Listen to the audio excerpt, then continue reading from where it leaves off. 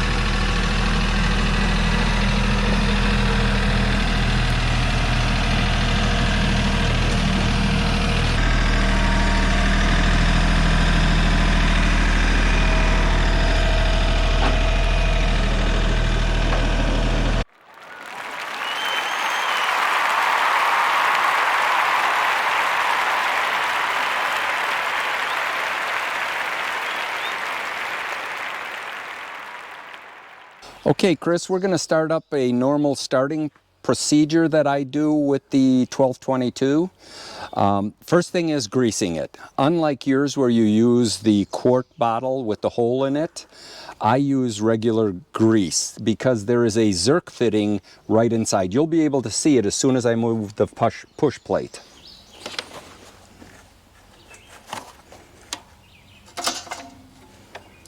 Love the electric start.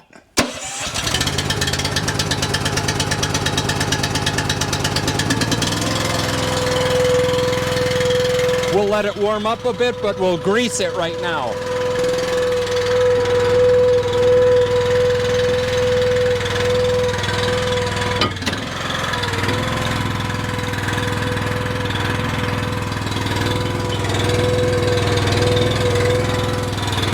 I usually put about 6 or 8 pumps in, bring it back halfway, couple more pumps, and then I put about 10 of them in here.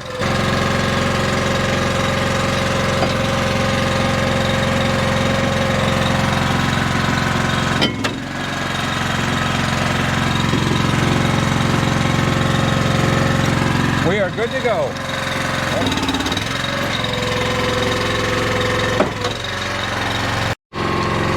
Chris, the 1222 comes standard with a 6-way wedge. So that's what we're going to show right now is the difference in the 6-way wedge and possibly the 4-way wedge. But on the 6-way wedge, the ideal wood is anywhere from about 8 inches to about 16 inches. So we have a variety of different diameters here to show you what it will do.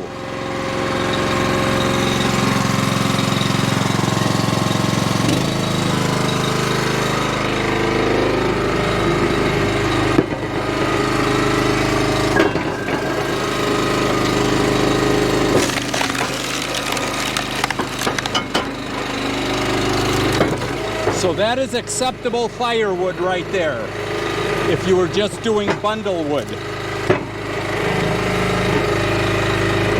Like you said, something that you can pick up.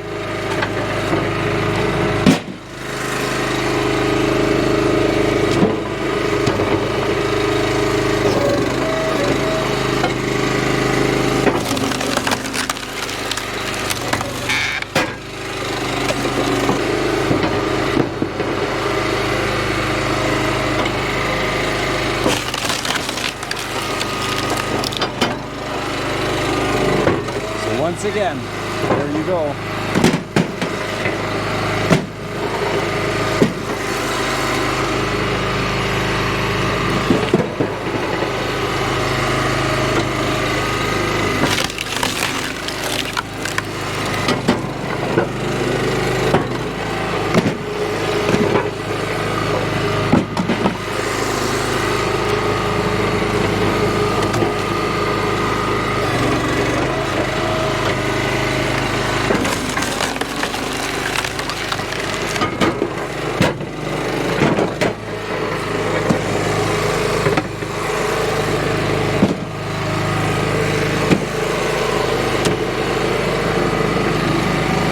and some of these, they're a little larger, so I'll re-split these by just going up.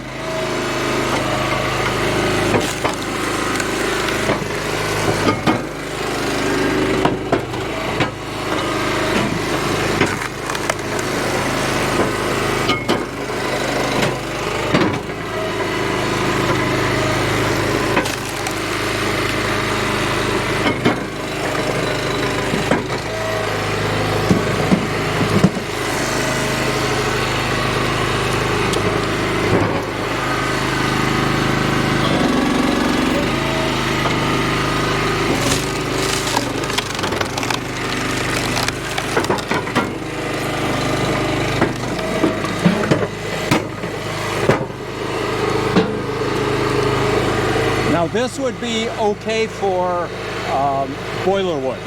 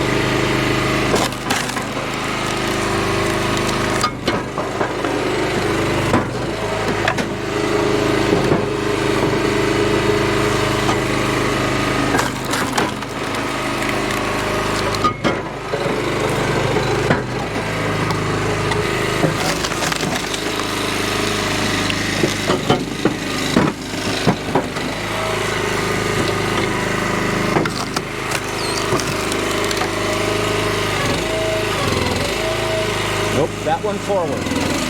Oh, back, I see. Yeah. Both of them.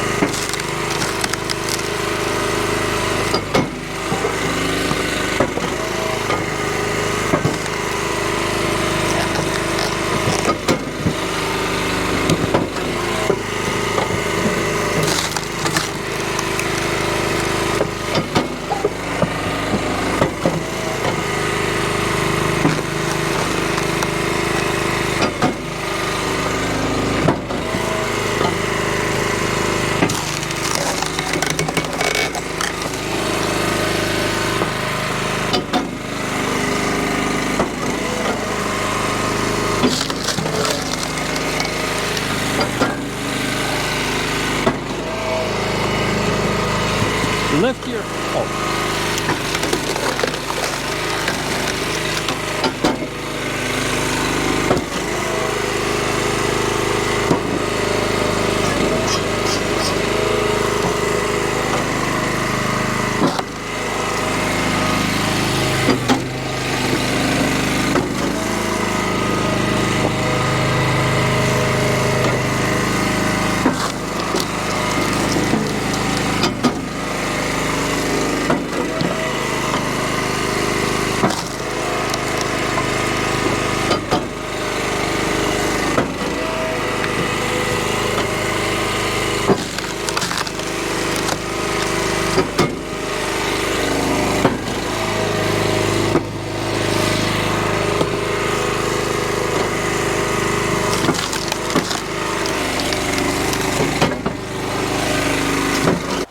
Okay, so we just split, and this is my first time running this. Last time I was here, Tony ran the levers and I fed it.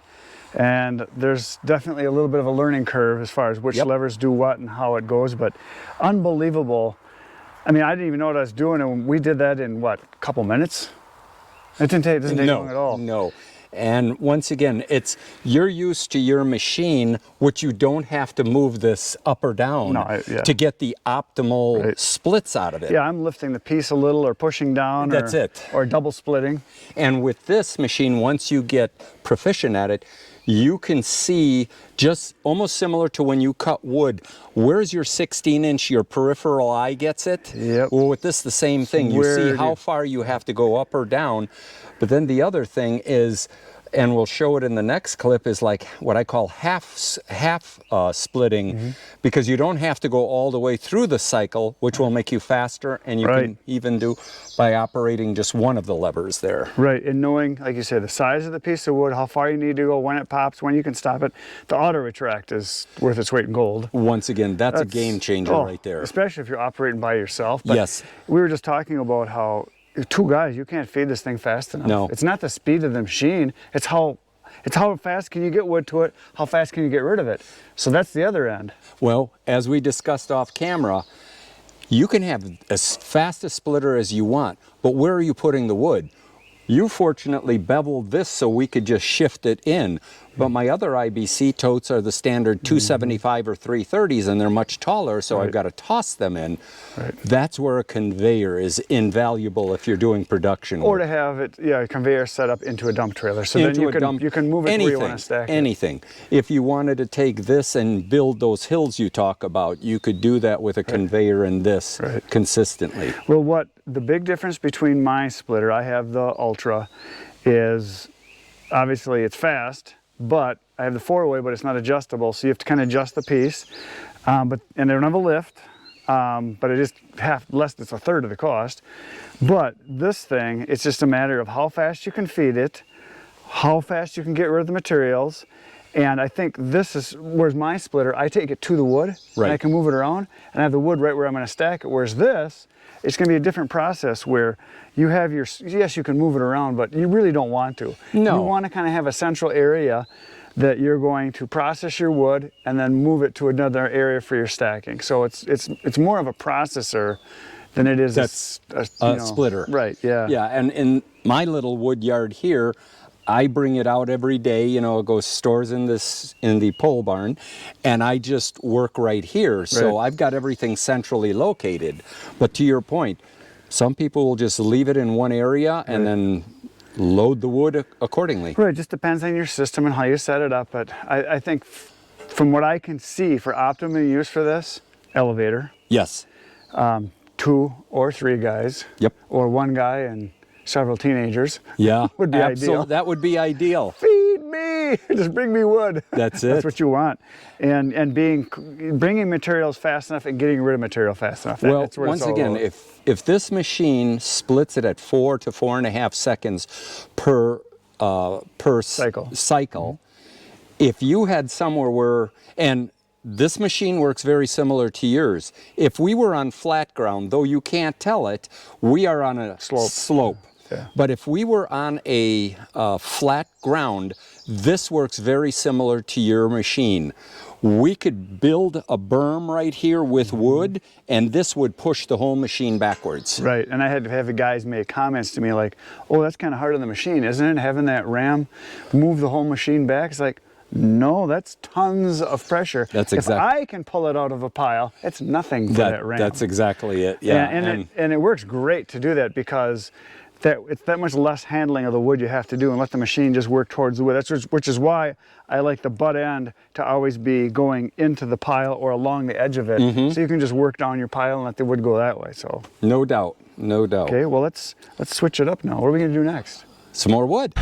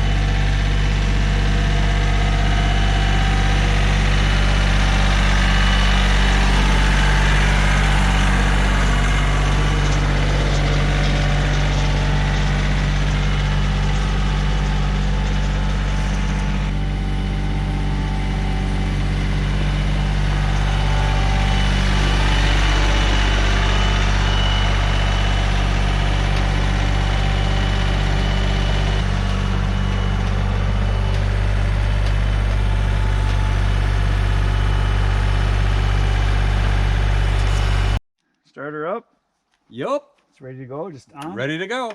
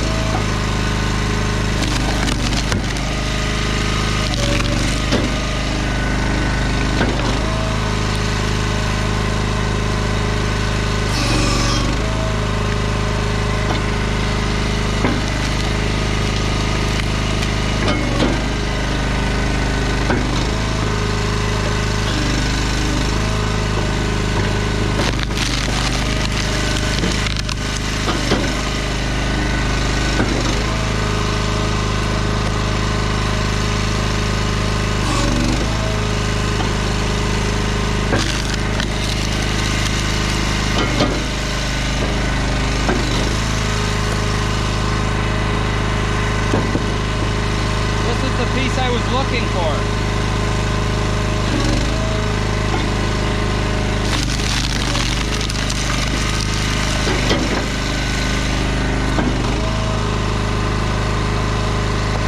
So we just did some splitting there, as you saw.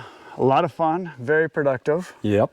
2 guys is the way to go. 3 would be better. No doubt, yeah. As you can see, we can move only as fast as we can load or get rid of the wood. Right, yeah. And then determining what size splits we want. How many re-splits do we want to do depending on the diameter? Right, right. And some of the wood, as you know, we were splitting was dry already. Exactly. So you can let them go bigger then because it doesn't matter.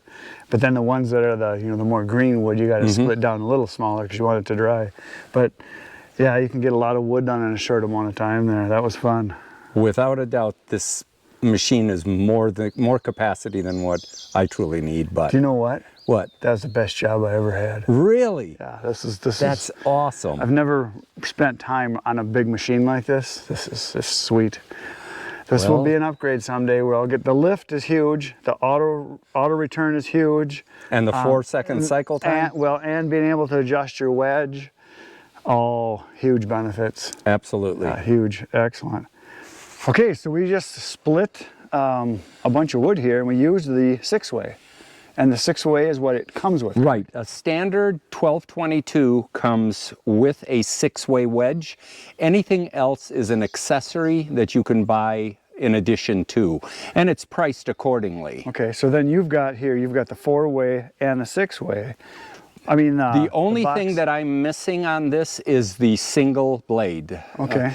But I figured since I had the 4-way, that was sufficient, and so far that's worked out tremendously. So between those two, what do you prefer? If I get wood like we just split in the 12, like what you get from Logger John, right, I would use the 6-way all the time. It cuts my time down in half. Sure. But when I'm doing ugly wood from tree service, 90% of the time I'm using the 4-way.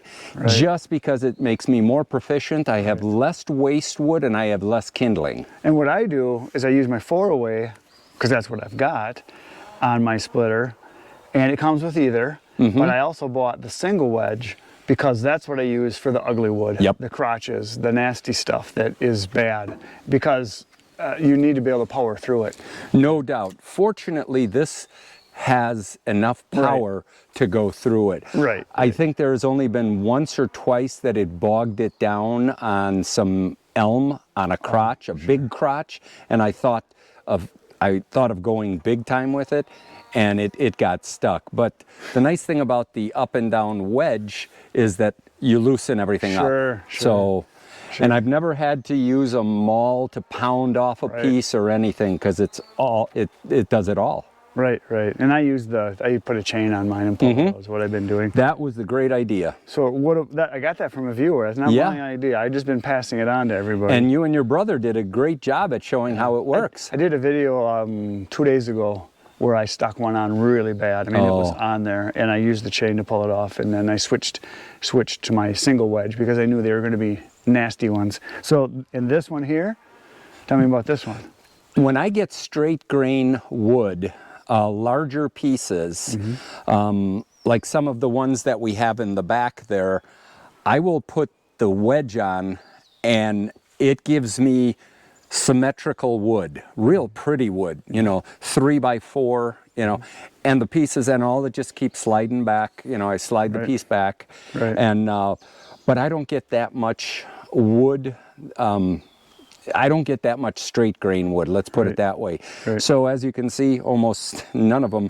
Because of moving to Wisconsin, I had not used this in a year and a half. So that's how come everything's brand new. It has 57 hours on it. And now that you're on your new property here, you're going to be using it a lot because you have wood heat too. That is correct. How much more was it extra for the 4-way, and how much extra more did you pay for this then?